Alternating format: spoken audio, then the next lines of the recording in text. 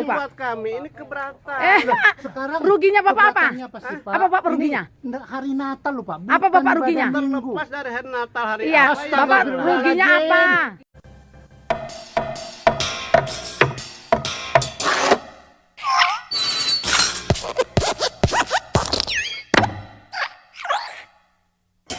Aksi oknum yang melarang perayaan ibadah Natal yang terjadi di Bogor beberapa hari lalu lagi-lagi menambah deretan peristiwa intoleransi yang terjadi di Provinsi Jawa Barat. Banyak pihak yang sangat menyesalkan adanya kejadian ini, baik dari kalangan umat Kristen bahkan dari kalangan umat Islam sendiri. Salah satu yang paling vokal memblow up berita ini adalah Permadi Arya atau yang biasa kita kenal dengan sebutan Abu Janda. Di dalam akun Instagramnya, dia menuliskan, apa di negara ini cuma orang Islam yang boleh ibadah di rumah? Orang Kristen tidak boleh. Begitu parah Kristen fobia sampai persekusi ibadah Natal jadi agenda rutin tahunan. Bahkan di captionnya, dia juga men-tag beberapa tokoh pemerintah baik pusat dan juga daerah. Ada Menteri Agama yaitu Gus Yakut, lalu juga ada Wali Kota, bahkan sampai Gubernur Jawa Barat yaitu Pak Ridwan Kamil. Imbasnya, kemudian Ridwan Kamil memberikan balasan kepada Abu Janda dengan menyampaikan beberapa poin permasalahan yang terjadi di daerahnya.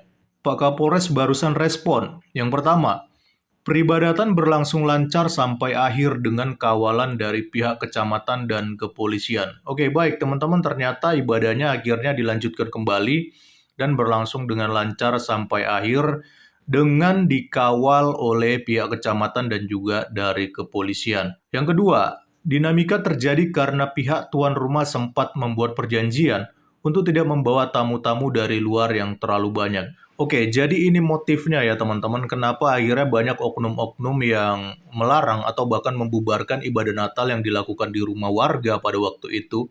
Karena ternyata sebelumnya ada kesepakatan atau perjanjian bahwa ibadah Natal ini tidak membawa tamu-tamu dari luar yang terlalu banyak. Saya pikir ini adalah sebuah motif ataupun alasan yang terlalu tidak penting ya. Dan terkesan dibuat-buat, karena kalau pada dasarnya memang sudah intoleran ya sudahlah. Karena begini, apa urusan kalian mengurusi jumlah tamu yang datang? Lagi pula ini ibadah kan di rumah. Saya yakin paling tamu yang datang itu berapa orang. Karena ibadahnya di rumah dan kita bisa gambarkan pasti kapasitas rumah itu tidak terlalu besar. Jadi kalau ada tamu ya dari luar yang mau datang seberapa banyak pun dia, ya apa salahnya? Apakah mereka mengganggu kalian? Apakah mereka merugi kalian? Jadi wajar-wajar aja kalau ada begitu banyak tamu yang datang dari luar, tapi saya percaya bahwa tamu-tamu itu pun pasti tidak terlalu banyak, karena ini adalah kapasitas rumah, bukan gedung yang besar. Jadi tentu ini adalah motif ataupun alasan yang terlalu mengada-ngada. Ya kalau memang pada dasarnya sudah memiliki hati yang intoleran, iri dan dengki, pasti apapun bisa menjadi alasan untuk menghalang-halangi orang Kristen atau umat Kristen pada waktu itu untuk merayakan ibadah Natal. Lalu yang ketiga, mediasi dan edukasi terus dikomunikasikan dengan pihak dan masyarakat terkait agar hak ibadah bisa berjalan tapi tetap kondusif.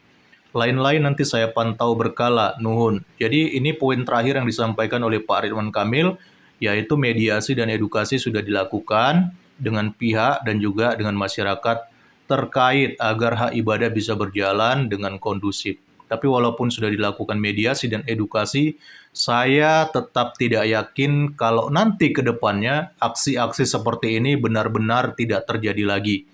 Jadi ya memang harus suatu tindakan yang benar-benar tegas, benar-benar ada kesepakatan yang resmi, kesepakatan bersama bahwa ke depannya hal-hal seperti ini tidak perlu terjadi lagi.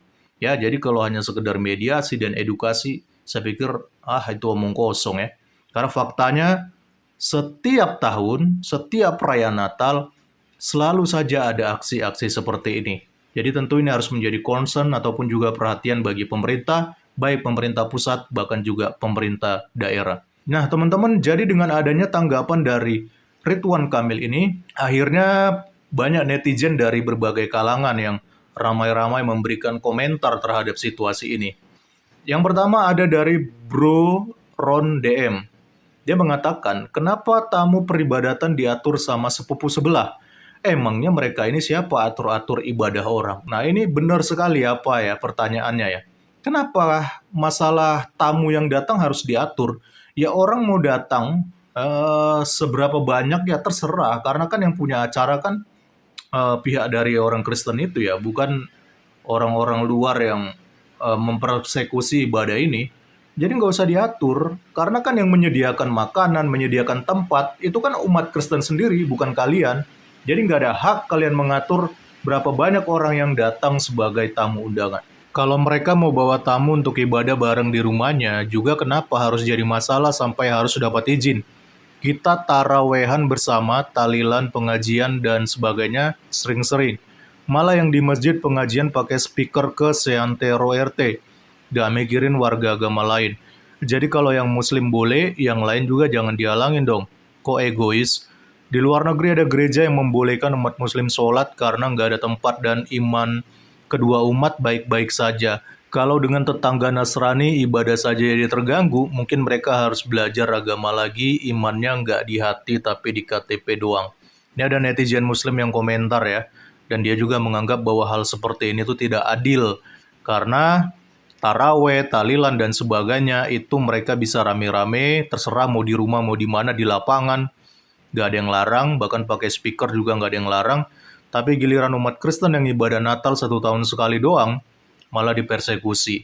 Inilah kalau orang imannya cuma di KTP ya, bukan di hati. Keluarin izin gereja, selesai masalah nggak usah pakai drama. Nah ini saya setuju. Kalau memang ibadah di rumah itu tidak diizinkan karena katanya ibadahnya nggak sah, ya udah izinkan dong, permudah dong, supaya dapat membangun gereja di daerah Cilebut ya.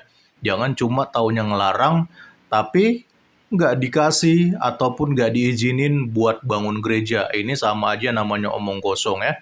Terus tindak lanjut dari orang-orang yang melarang gimana? Dibiarin aja, besok-besok bisa kejadian lagi. Nah ini betul.